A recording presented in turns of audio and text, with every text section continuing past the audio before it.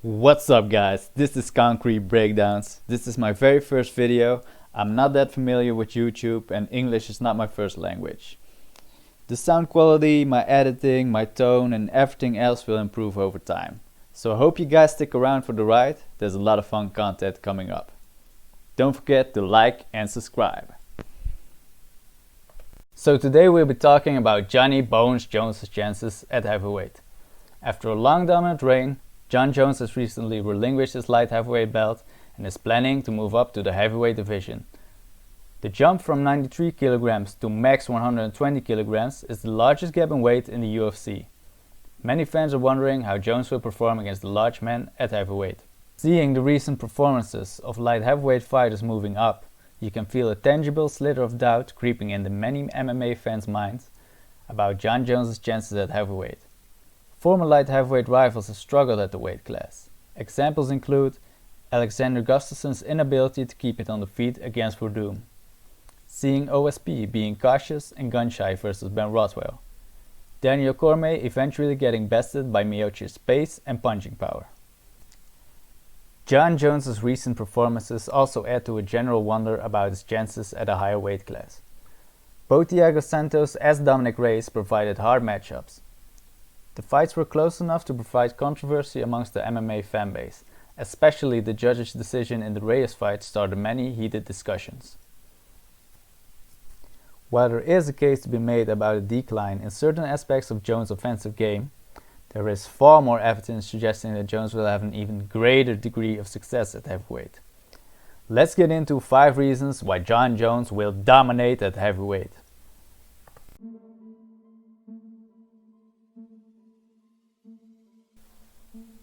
Some fighters use pace and constant pressure as their main weapon.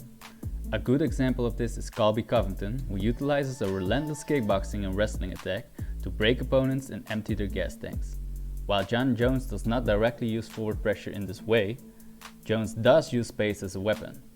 Jon's pace has been one of his main weapons during his reign at light heavyweight.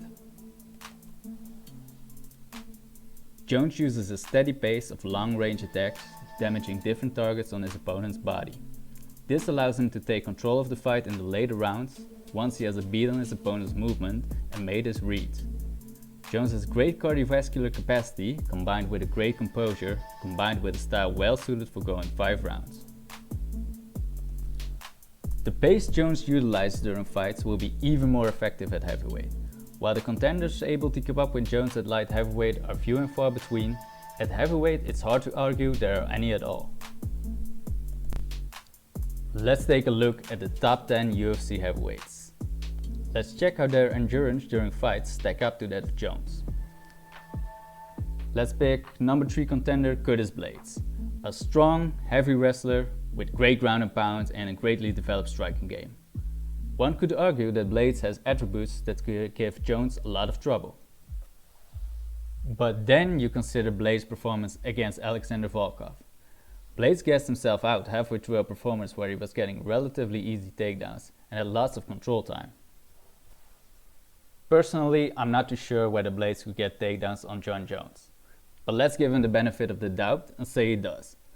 Blaydes will have to expend more energy taking Jon down than he did with Volkov. It will also consume more energy to control Jones on the ground.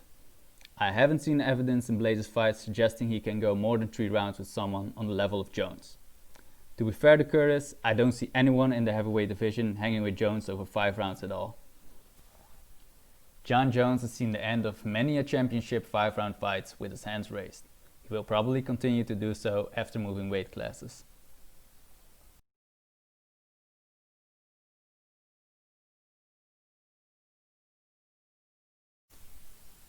Francis Ngannou is the powerhouse amongst powerhouses, a big obstacle in Jones' heavyweight title run. He's a true physical specimen in every sense of the word, the boogeyman of the heavyweight division. And while Ngannou's firepower is in a class of its own, with even glancing shots being dangerous, power is not the only attribute that makes him dangerous. All heavyweights carry a certain amount of knockout power. Fighters like Derek Lewis even seem to carry comparable hitting power to that of Ngannou. What makes Francis uniquely dangerous is his top-tier punching power, combined with his incredible speed, his reach, and general boxing ability. He has all the physical tools to actually get to your chin. Adding to this, Francis has the chin and durability of his own, allowing him to take big risks. Francis also has the sheer strength not to get easily tied up. All of these attributes perfectly align to become the knockout machine that he has become. Francis has also knocked out his fair share of wrestlers who committed early, fearing Francis' power and telegraphing their shots. Both Curtis Blades and an older Cain Velasquez got crushed in this fashion. But being this perfect knockout machine proved not to be enough in his fight against Stipe Miocic. Stipe's footwork and boxing fundamentals kept him safe for the most part. Stipe's own durability making up for the blows that did get through. As the rounds went by, it became more and more evident that Francis just could not keep up with the pace of Miocic. The biggest factor affecting the fight ended up being the massive difference in skill in the wrestling department. Once it was established Stipe had the ability to control Ngannou on the ground, the fight took a different turn. Ngannou could no longer be this vessel of destruction, but needed to pay close attention to where he planted his feet while he was looking to land. The positions on the ground were absolutely detrimental to Ngannou's stamina. Jon Jones was a national Juco champion who had the potential to do a great deal more in the sport of wrestling. Jones sometimes uses classic reactive double leg takedowns. But his takedowns tend to flow with his general fight style, finding a clinch and taking away the opponent's base. Even when Jones can't directly get the takedowns, he can still get opponents to step off the gas pedal by using his wrestling game. He showed this recently in his fight with Reyes. Whenever Reyes started to have big moments of success on the feet, Jones threatened with a takedown. When you compare the wrestling performance of Miocic versus Daniel Cormier with Jones's wrestling performance against DC, it's quite evident that Jones's wrestling ability is more potent. If Ngannou is taken down in a potential fight with Jones, he will find himself in a whole new world of trouble. Stipe is a solid wrestler with good control and active ground and pound. Jon Jones is actually dangerous and lethal on the ground. Jones is a very real submission threat, looking for necks, damaging arms. And Jones's ground and pound is something else to behold. Once he finds a position where he can unleash elbow strikes, you can actually see the malicious evil in this man coming to the surface. And while Jones's ground game is a threat for the entire heavyweight division, I think Jones's focus on elbows, both on the ground and standing, is specifically important in this matchup with Ngannou. It just adds another way to win for Jones in the mix. If he doesn't win the decision, he just might fight Ngannou's neck. If the neck doesn't present itself, the doctor might just stop the fight due to excessive bleeding. Considering all the ways Jones can win the Ngannou fight, I see him as a huge favorite in this matchup.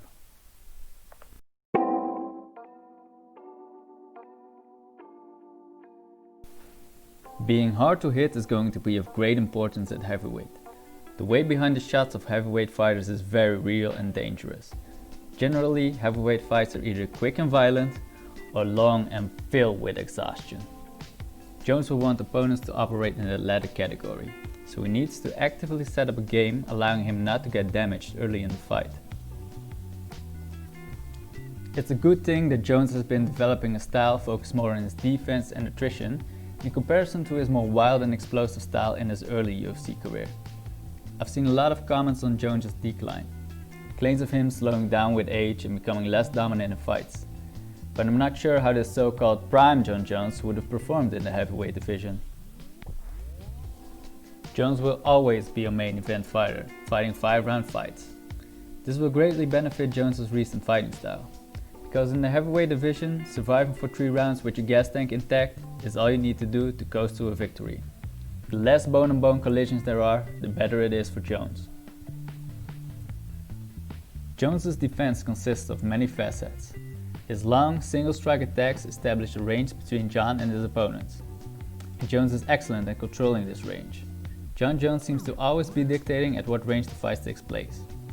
The range is always kept intact by Jones' footwork and offense until he decides to collapse it and explode into a clinch or elbow strike. Jones often uses a long guard combined with head movement not to get hit. Especially his head movement has been on point in recent fights. If you study tape on Jon Jones, it's always remarkable that the strike you thought hurt Jones in the fight was actually slipped by just a few inches. Jones's long guard is a fundamental part of his game. It allows him to block strikes on his forearms and tuck his head. Once the strike is blocked, Jones's arms are already out at range to hand fight. If Jones wants to disengage, he usually creates a post on his opponent's head and moves out of the way. Posting is a very effective technique for fighters with long reaches in general. But Jones being known for eye pokes also creates an extra psychological barrier for his opponents. The ref might eventually deduct a point, but in the actual moment when you feel the fingers near your eye socket, you have to respect the post just a little more. And while Jones is a defensive genius, he has still shown an excellent chin in the moments he did get caught. Daniel Cormier has established his power carries over to heavyweight, but Jones did not seem especially fazed by DC's power. When Jones got cracked real hard, he has shown to take it well and still be able to keep his composure. Machida and Reyes got some good licks in, but did not rattle Jones. To summarize, Bone seems to have all the right tools to deal with the giant firepower of the man at heavyweight. If you're waiting on Jones being walked off KO'd, you'll be waiting for a long time.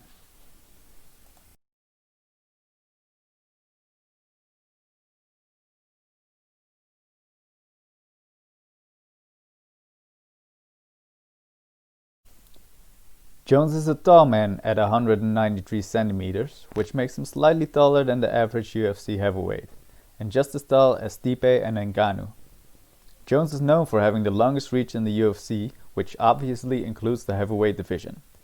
If we're talking about length, there are no top-level fighters that dwarf Jones.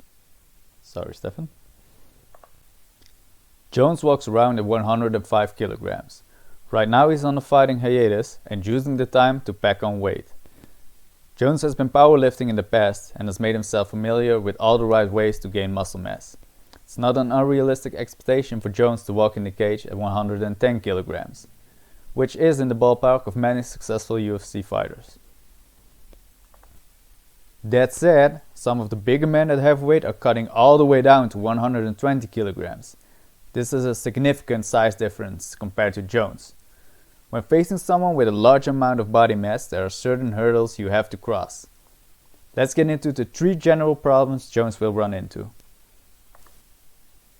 The first issue is durability. Bigger bodies are generally more durable and can withstand more punishment.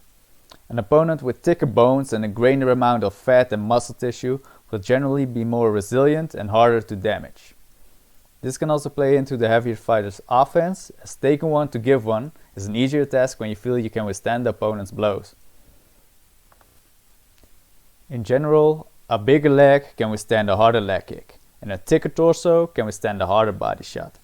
Some of these big heavyweight skulls on top of these thick necks, they can absorb the hardest of blows. But Jones's fighting style is not strongly affected by these factors. Jones is not necessarily looking for a knockout blow. Damage-wise, Jones tends to attack the integrity of your joints, more so than your actual body as in your muscle mass. Jones attacks your joints, your gas tank, and sometimes eventually your neck. This way he sidesteps the issue of more durable opponents for the most part. So the second issue we'll cover is the clinch fighting and the wrestling of the heavier opponents. Clinch fighting and wrestling versus a bigger body is very energy taxing, as you need to move around a large amount of weight. Getting stuck underneath someone who is incredibly heavy is obviously a bad situation. Jones' technical mastery in both the clinch and the wrestling, which we've covered earlier, will save him from getting too drained. These parts of the games, which are usually the advantage of the heavier man, might end up being dominated by Jones himself. And weight becomes a big disadvantage once you're on your back and you're not finding a way back to your feet.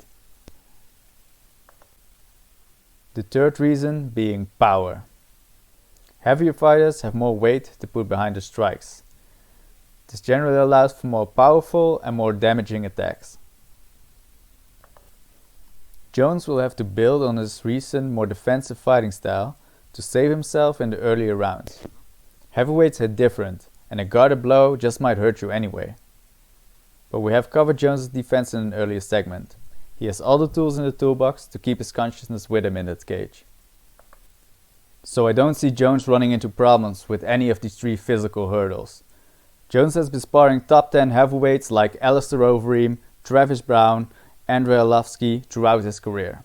There are many locker room stories going around of an out-of-shape Jones ragdolling heavyweight fighters. We can only speculate how the added muscle mass on Jones' frame will affect his performance. But there are many indicators suggesting that Jones will physically do just fine against the big boys. So this was my video on 5 reasons why Jon Jones will dominate the heavyweight division. There are many more breakdowns coming up, so keep an eye out for them. Thanks for watching.